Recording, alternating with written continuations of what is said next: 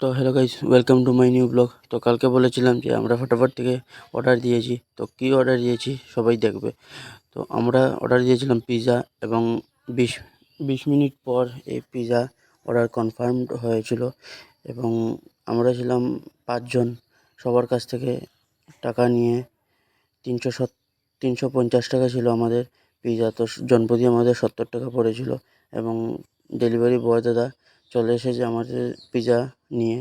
তো ডেলিভারি বয়কে আমরা টাকা দিয়ে পিৎজা নিয়ে নিলাম এবং সামনের দোকান থেকে দুটি ঠান্ডার বোতল নিয়ে চলে গেলাম আমরা আমাদের গ্রামের স্কুলের সামনের যে জিম সেন্টার আছে সেখানে। এবং সেখানে লাইট লাগানো ছিল। তো ওইখানে গিয়ে আমরা পিৎজা বক্সটি ওপেন করলাম এবং আমরা ছিলাম 5 জন এবং পিৎজার পিস ছিল 6 পিস।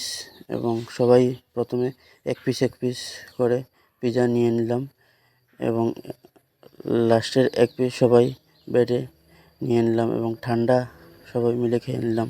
তো এই পিৎজাটি কালার কেমন হয়েছে, খুবই ভালো। এবং আমরা এটি টি-বার থেকে অর্ডার দিয়েছিলাম এবং অর্ডার দেওয়ার 40 মিনিট পর আমাদেরকে ডেলিভারি দিয়েছে এবং ডেলিভারি চার্জ 58 টাকা নিয়েছে।